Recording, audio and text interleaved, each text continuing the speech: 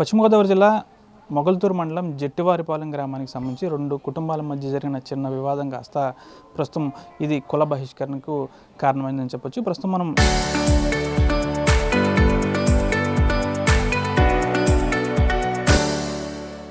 ఏదైతే కుల బహిష్కరణకు సంబంధించి జరిగిందో ఆ గ్రామానికి సంబంధించి ఒక బాధిత కుటుంబాన్ని అయితే కుల పెద్దలు వెలివేశారు. గత 12 రోజుల నుంచి కూడా ఈ గ్రామంలో ఆ కుటుంబంతో ఎవరూ మాట్లాడలేదంటూ వారు చెప్తున్న పరిస్థితి కూడా ఉంది. అయితే ఈ గ్రామంలో వీరి మధ్య చిన్న తగాదా జరిగింది. ఈ తగాదాకు సంబంధించిన చిన్న విషయం పరిష్కారం కావాలి. అయితే కుల పెద్దలు కలిగిస్తున్నా అమ్మ ఎందుకు మాట్లాడట్లేదు ఆ కుటుంబంతో మీరు? ఏంటండి ఎందుకు మాట్లాడలేదు వాళ్ళు?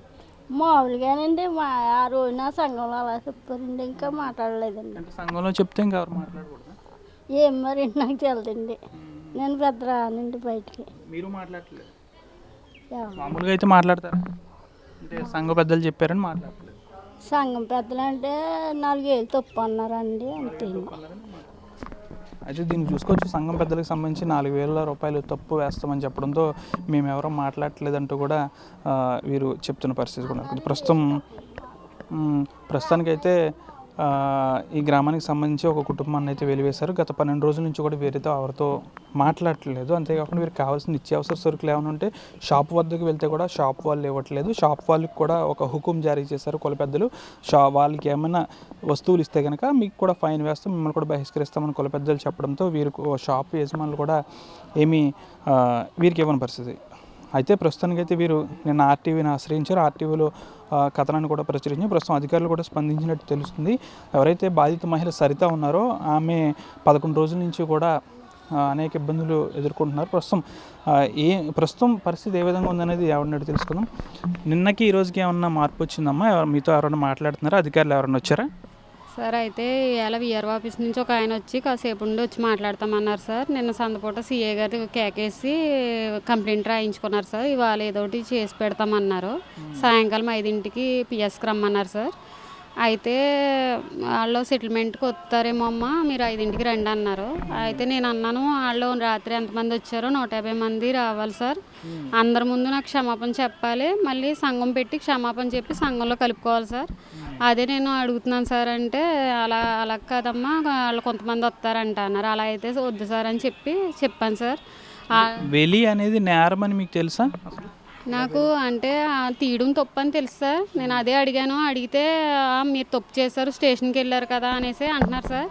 అయితే నేను ఇంక ఇలా కాదు అనేసి ఇంకా నేను కలెక్టర్ ఆఫీస్లో కంప్లైంట్ చేశాను సార్. అక్కడ కూడా నాకేమీ సాయంత్రము మీడియా వాళ్ళు వచ్చాక అప్పుడు ఆర్టీవీ వారు నిన్న వచ్చారు సార్. వచ్చాకే స్పందన కలిగింది సార్. అప్పుడే అందరూ అధికారులు అయ్యి సంప్రదింటున్నారు సార్ మాతో. అంతకుముందు ఎవరో పెద్ద ఏమీ లేదు సార్. కంప్లైంట్ ఇచ్చి వచ్చాక కూడా చాలాసేపటికి అప్పుడు ఎప్పుడైతే ఇలాగ ఆర్టీవీ వాళ్ళు వచ్చి న్యూస్ చేశారో అప్పటి నుంచి అందరూ వస్తున్నారు సార్. నాకు మీ కుల పెద్దలు ఏమంటారంటే, ఇప్పుడు మీ ఇంటి ఎదురుగుండా ఉన్న ఒక మహిళను మేము కూడా అడిగాం, మాట్లాడట్లేదు, ఎందుకు మాట్లాడట్లేదు అంటే మా గ్రామ పెద్దలు మాట్లాడొద్దు అన్నారు, 4,000 తప్పేస్తారని చెప్పి మాట్లాడట్లేదని వాళ్ళు అంటున్నారు. అంతే తప్ప వాళ్ళు ఏం తప్పు చేయలేదని కూడా ఆవిడ చెప్పారు. అదే సార్, నేను ఏ తప్పు చేయలేదు సార్. నేను అనేది ఏంటంటే వాళ్ళు 4 తీసేయడానికి కారణం ఏంటి సార్? నేను ఇప్పుడు లేను అక్కడ సెటిల్మెంట్ అయిపోయాక ఇంటికి వచ్చాక నన్ను తీయకూడదు కదా సార్. సంఘంలోంచి తీసేయడం ఏంటి సార్? తీసి పైగా నన్ను ఇవాళకి 12 రోజులు సార్ నన్ను చాలా ఇబ్బంది పెడుతున్నారు. నేను ఇప్పుడు వాళ్ళని ఏమి శిక్షించేయండి అయ్యాను, ఏమి గవర్నమెంట్ని కానీ మీడియాని కానీ ఎవరినైనా సరే పోలీస్ అధికారులు కానీ ఎవరిని అడగట్లేదు సార్.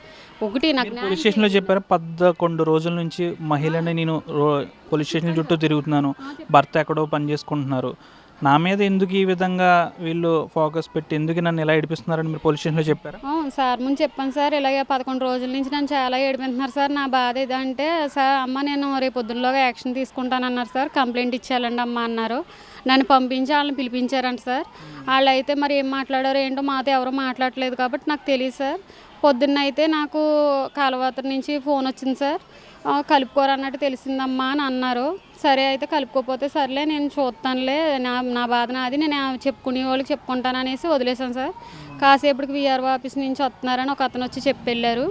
తర్వాత ఇప్పుడు నాకు తెలిసింది ఏంటంటే పోలీస్ స్టేషన్ నుంచి ఇప్పుడే ఫోన్ వచ్చింది సార్, 5ంటికి మీరు పిఎస్ దగ్గర ఉండాలి ఇవాళ అని చెప్పారు సార్. అయితే నేను మొత్తం సంఘం పెద్దలందరూ అక్కడికి రావాలి, గుడికాడ సంఘం పెట్టి అందరి ముందు నాకు సారీ చెప్పి నన్ను సంఘంలో కలుపుకోవాలి. మళ్ళీ ఇలా ఇది అయిపోయాక నా జత మళ్ళీ రాజీ చేయించి మళ్ళీ డబుల్ గేమ్ ఆడితే కుదరదని చెప్తున్నాను సార్. నేను అదే అడుగుతున్నాను సార్. అవండి వాళ్ళని ఏం శిక్షించమని ఏమి అడగట్లేదు సార్. నాకు కావాల్సిన న్యాయం సార్. న్యాయమే చేయండి, నాకు ఇంకేం వద్దు సార్. నాకు నేను కంప్లైంట్ ఇచ్చి వచ్చాక ఇలాగ టీవీ వాళ్ళు వచ్చి నన్ను న్యూస్ చేసాకే చాలామంది స్పందించారు సార్. ఫోన్లు చేయడము, ఇంకా మిగతా ఛానల్స్ వాళ్ళు రావడము, ఇవన్నీ జరుగుతున్నాయి సార్. నాకు న్యాయం చేయండి సార్, న్యాయం చేయండి, అంతే, ఇంకేం వద్దు సార్. ఇంకా తప్పనిసరిగా మీ వెంట మేము ఉంటాము.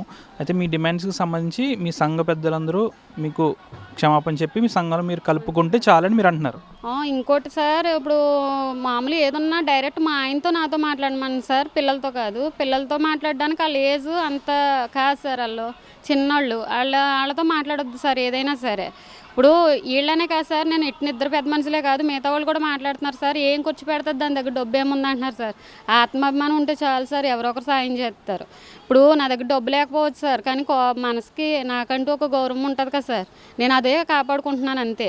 వాళ్ళు ఏం చేస్తుంది ఇది, ఈ మాటలు ఇంకా అవ్వట్లేదు సార్. వాళ్ళు ఎందుకు చెప్పాలి సారీ అంటున్నారు సార్. నేను తిట్టాను అంటున్నారు సార్. నేను ఎక్కడ తిట్టలేదు సార్, అసలు వాళ్ళని ఒక్క మాట కూడా తిట్టలేదు. నేను ఎక్కడికైనా వచ్చి చెప్తాను సార్, నేను తిట్టలేదు. నాకు కావాల్సిన న్యాయమే అడుగుతున్నాను సార్. నేను ఇప్పుడు కూడా వాళ్ళ మార్పు రాలేదు సార్. ఇప్పుడు కూడా రాలేదు. ఇప్పుడు కూడా వాళ్ళ బిహేవియర్ అలాగే ఉంది. నేను సందపూట కూడా స్టేషన్కి వెళ్తుంటే ఏదో కొట్టేసేటట్టు సీరియస్గా చూడాలి, ఇవి మానట్లేదు సార్. నేను మరి ఎందుకో ఏంటో నేను ఏం చేశానని ఇంత సాధించున్నారో నాకైతే అర్థం కావట్లేదు సార్. చెప్పాలంటే వాళ్ళ పేర్లు కూడా చెప్పొచ్చు, కానీ మీరు చెప్పట్లేదంటే నేను అర్థం చేసుకోవచ్చు. ఎందుకంటే వాళ్ళ మీద ఉన్న మీకు గౌరవం కాదు.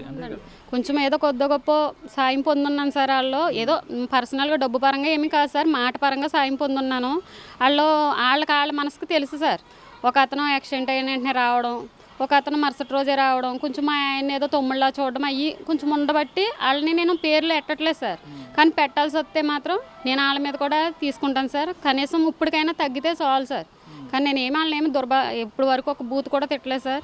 నేనేంటంటే ఒక ఇంట్లో ఉండి నేను నా పని ఏదో నేను చేసుకునే దాన్ని ఇదిలోకి లాగారు. ఫోన్లేండి, నేను నా ఆయన కోసమే పోరాటం చేస్తున్నాను, నాకు ఏమొద్దు. ఇప్పుడు మా ఆయన వచ్చేస్తున్నారని ఒక పుకార్లు చెప్తున్నారు సార్. వచ్చేసి మనిషి అయితే ఇప్పుడు దాకా ఎందుకు సార్, ఆ రోజు గొడవైన మరుసటి రోజునే వచ్చేద్దరు కదా సార్. ఇప్పుడు వచ్చేస్తున్నారని చెప్తున్నారండి సార్. ఆయన వచ్చి సిచ్యువేషన్లో లేరు సార్. నా పరిస్థితిని అర్థం చేసుకుని నాకు న్యాయం చేయండి సార్. ఆయన వచ్చేస్తే మాకు ఇక్కడ పనులు లేవు, వచ్చింది వర్షాకాలం. ఆయన వస్తే ఇక్కడ మాకు పనులు లేవు. అదే అలా ఆసరాగా తీసుకుని ఏమైనా సరే వచ్చేస్తే వాళ్ళ పని మళ్ళీ అయిపోయినట్టే అని ఒక మైండ్ గేమ్లో ఉన్నారండి వాళ్ళు. అదొకటే సార్, నాకు న్యాయం చేయండి సార్, అంతే. అయితే ప్రధానంగా ఈ గ్రామానికి సంబంధించి సరిత కుటుంబ సభ్యులు ఒకటే చెప్తున్నారు. తన భర్త చిన్నపాటి పని నిమిత్తం ఇతర ప్రాంతాల్లో ఉంటారు. అయితే నేను పెద్దగా చదువుకోలేదు, అయినప్పటికీ కూడా నన్ను కావాలని ఈ విధంగా టార్చర్ చేసి మానసికంగా 11 రోజుల నుంచి హింసిస్తున్నారు. చుట్టుపక్కల వాళ్ళతో ఎవరితోనూ మాట్లాడకుండా చేశారు. కనీసం గ్రామంలో సరుకులు కూడా షాపులో ఇవ్వకుండా చేశారని అయితే ఈమె ఆందోళన వ్యక్తం చేస్తుంది. అయితే ఆర్టీవీ కథనాలతో ప్రస్తుతం అధికారులు అయితే స్పందించారు. సరిత కుటుంబ సభ్యులు సరిత ఒకటే కోరుతున్నారు, కుల సంఘ పెద్దలు ఎవరైతే తమను హింసకు గురి చేసి ఈ విధంగా చేశారో వారందరూ కూడా క్షమాపణ చెప్పాలని అయితే ఆవిడ కోరుతున్న పరిస్థితి కూడా నెలకొంది. అయితే చూద్దాం అధికారులు ఏం చేస్తారనేది. ప్రస్తుతానికైతే సరిత కుటుంబ సభ్యులతో ఇప్పటికీ కూడా ఎవరు మాట్లాడట్లేదు. ఇటు సంఘ పెద్దలు కూడా ఇంకా ఎవరు కూడా వీరి వద్దకు వచ్చి మాట్లాడింది లేదు. అయితే పోలీస్ స్టేషన్లో అయితే ఫిర్యాదు చేశారు కాబట్టి ఈరోజు సాయంత్రం పోలీస్ స్టేషన్లో మాట్లాడదామని పోలీస్ అధికారులు కూడా చెప్పారు. అయితే దీనికి సంబంధించి ఏం జరుగుతుందనే చూద్దాం. దీనికి సంబంధించి సరిత కుటుంబం న్యాయానికి జరిగే వరకు కూడా ఆర్టీవీ వారికి అండగా ఉంటుందని అయితే మేము చెప్పగలం. వీడియో జర్నలిస్ట్ వెంకటరమణతో మనోజ్, ఆర్టీవీ, మొగల్తూరు మండలం, జట్టివారిపాలెం గ్రామం నుంచి. అందరికీ జై భీమ్. నా పేరు నల్లెడి పుష్పరాజ్, మాలమహాడు ఆంధ్రప్రదేశ్ రాష్ట్ర అధ్యక్షుని.